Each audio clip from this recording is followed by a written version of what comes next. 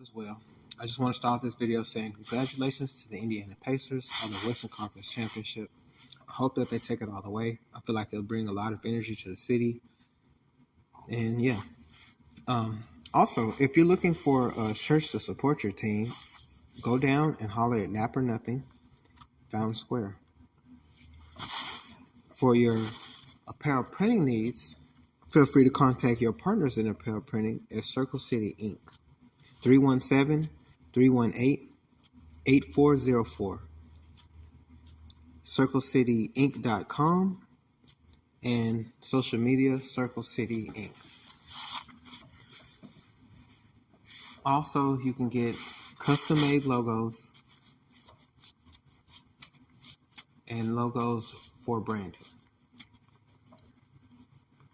In this video, we're going to be working on a design called MELANIN in May for some t-shirts.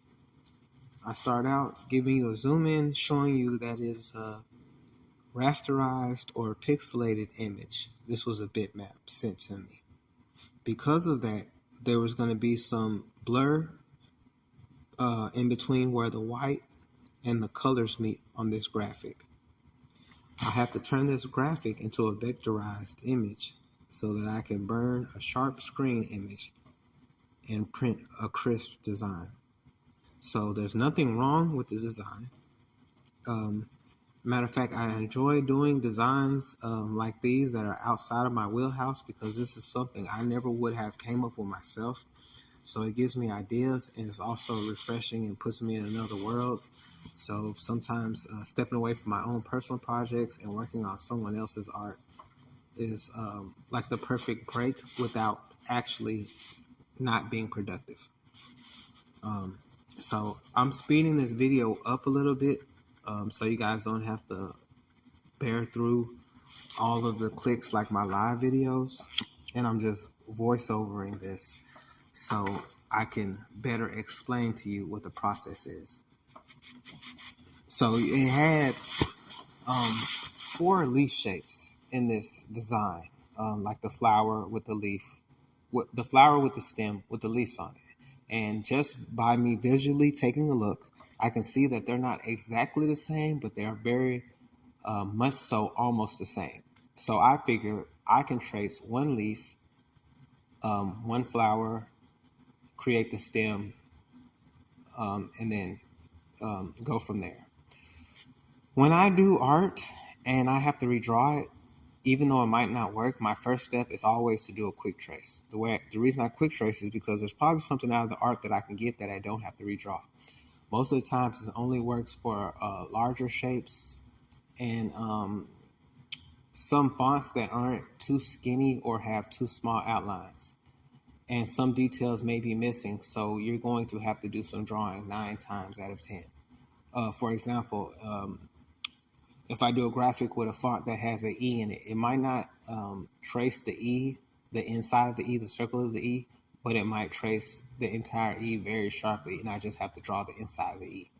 In this particular art, after I traced it, I realized that it was going to be more time consuming to try to manipulate the shape of the stem and the leaves into the shape that it needs to be. So what I did was I kept what was bold and what was more defined and easy to manipulate, which was the top of the art where the flower petals are. And I chose to take out my pen tool and just redraw the rest of this. It's going to save me time because I naturally have a drawing hand.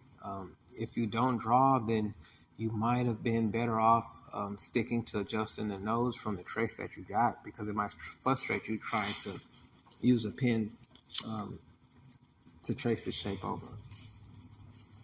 I will say though, practice makes perfect, so if you just try it and do it over and over again, you will get better just off of default. It's just tracing.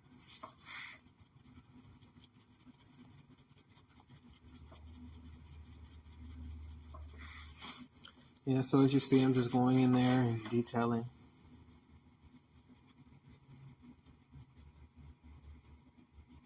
Making sure everything matches up as best as it can. And I always say this, there's not going to be a defined line that you can set your nodes on because this is a pixelated image. So I have to use my best judgment of what the shape looks like. It's an optical illusion, basically. So while I'm clicking in, you're also seeing me zoom in and zoom out repetitively. The reason that I zoom in and zoom out repetitively is so my eyes can get a different gauge of what the shape is, because when I back up, I see a sharper image. When I zoom in too much, it can be too blurry and I might not know where to put my line down. So I initially will put my line down in the gist of where it goes. I zoom in and see where like the white is sticking out. I fine tune that. I zoom back out and I look at my whole shape and I decide, okay, is this matching the illusion that my eyes is thinking that this shape is when I see it sharply after I zoom out. And sometimes you just have to live or die by the decisions you make. You always make adjustments as you go as well.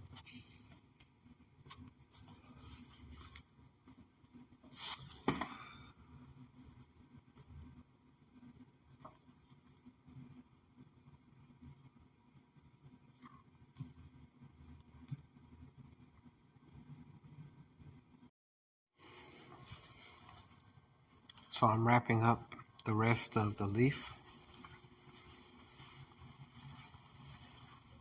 Had all these leaves been shaped more likely, I probably would have just used one leaf and tried to create the rest of them. But it's a very simple design, so I don't really have to go through the trouble of trying to reform the leaves. Quicker to just redraw them over for me. So that's what I decided to do. And every piece of art is different. That's why, too, I like showing my work so that you can see that there are mistakes made. I hit Control Z often to undo and go back. So the perfection is really in the repetitiveness of this, not necessarily in the first attempt.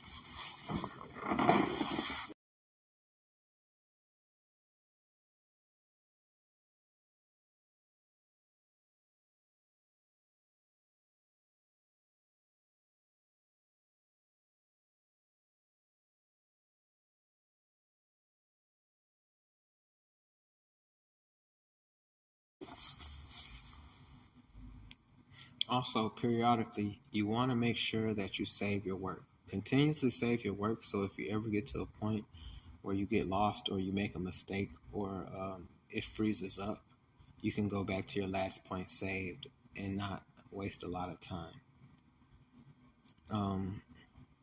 Side note, if you forget to save and you start an artwork over, just take 10 minutes to think about everything you just did. It should be easier to redo what you just did.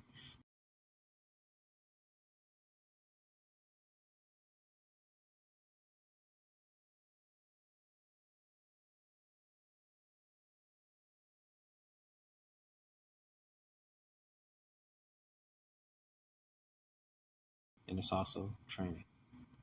All right, so these little, I guess you could say like strawberry seed looking shapes, I'm zooming in, zooming out, and tracing them. As you see, this is a way better example of what I was saying about the problems that pixelation may cause. I couldn't print this clearly. It's very blurry. There's no defined shape on most of these. I'm zooming out and zooming in, but still, even with that, it still has some blur to it because it's pixelated. So I'm just going to give my best judgment. Little mistakes here. I'm just going to give my best judgment on what the actual shape is, And because this art is also for the eye, and I'm zooming in so small, the adjustments that I'm making aren't changing the visual aspect of the graphic, if that's making sense. So you may zoom in and say, oh, it's not exactly the same, shape because this is blurry and I really can't tell where the green is and where the gray is. But when you zoom out, you pretty much see that I have the dark shade inside the shape that I have created with very little overlapping. And that's good enough for me. That's going to be good enough for this art when I zoom out. So now just touching up the details of the bottom of this flower.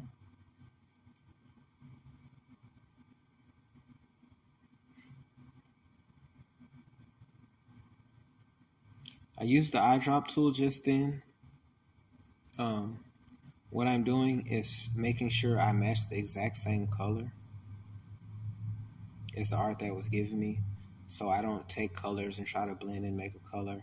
I use the eyedrop tool. I extract the color directly from the image that was sent to me, and I use that when I'm recreating the art so that I don't have any discrepancies in the look. You see we have some overlapping and some areas where the colors are touching where they shouldn't be, and that's just another thing that pixelation does. So just like every other piece, I'm zooming in, getting it close to where the edge of that color meets the white. Then I'm zooming out to get a scale of what the shape is to make sure I'm not doing too much and that it doesn't alter the image.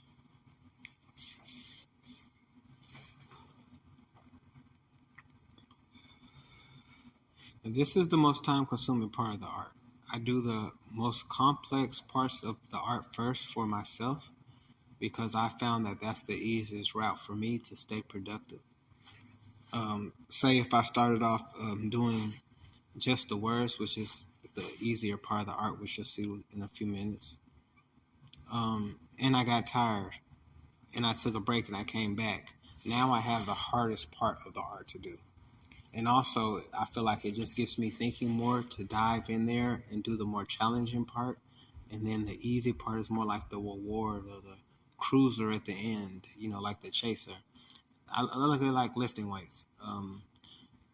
You know, if you start off lifting heavy and finish with smaller weights, you know, it's easier to lift a smaller weight when you've been lifting heavier weights first. You know, it's all still exercise, but you get what I'm saying.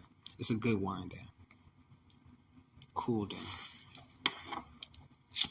So yeah, I got some overlapping going on. It's a little tedious. Taking my time, making sure that I get this curve right, because that's a very important visual of, I feel like, what makes this art pop.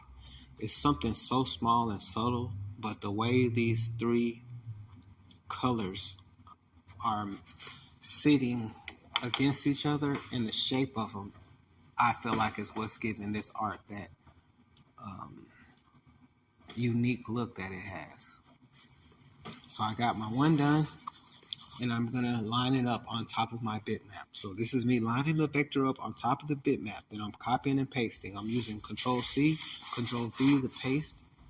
I'm gonna flip this one upside down. I'm going to mirror it. Both of those options are at the top of the page where you see me clicking, where it has the mirror going horizontally and then the mirror going vertically. As you see, it does not match up exactly the same.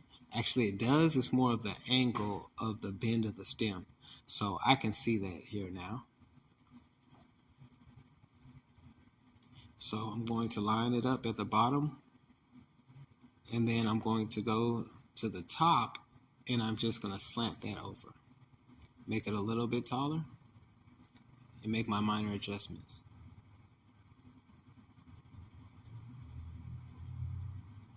Now, I deleted that other one and I copied and pasted it because I saw that the two that were upside down were the same and the two that were pointed up were the same. Now, all I have left to do is the MELANIN in May. I take my bitmap, I made a copy. I isolate the MELANIN in May by using the crop tool or the shape tool and crop out everything that I don't need. Instead of quick tracing this, I'm going to do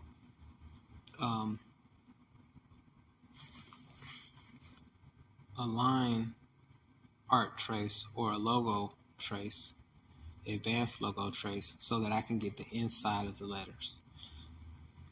This tends to sometimes make the image more blurry.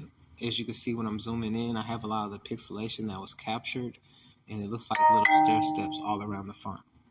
So what I've come up with to solve this is I take out the white from the inside of the letters, like the E.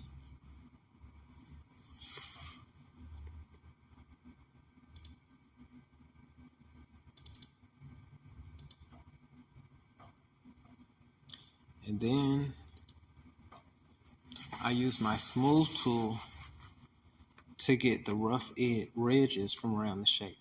Smooth tool can be very sensitive, so if it's too big, you can alter the image too much. So when I'm doing small images, I shrink down the smooth tool significantly. When I'm doing larger areas on larger images, I make the smooth tool pretty big so that I can impact a large area without taking a long time.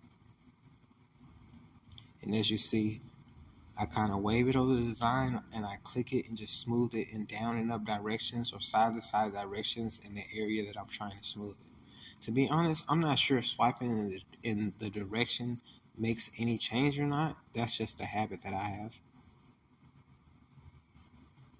Okay, so I got the May down, which basically completes the art. Now we just need to do a lineup. So I'm grouping these four together, the four flowers together, and I'm gonna slide my bitmap over so I can line them up exactly. After the bitmap slid over and the flowers are lined up, I will have to line up the MELANIN in May, which I'm doing now. Zoom in, make sure everything's good, delete my work, and there you have it. Pixelated graphic turned into a vector graphic. In real time, this art probably took me about 35 minutes. So the video sped up about half time, just to give you an idea of how long it takes to do something like this. I will say if it wasn't for the sake of tutorial, it might have been a little faster, but I have the understanding that it's important to go slower because when I go back and watch over my videos, I need to be able to explain them. Thank you for watching. Have a good one.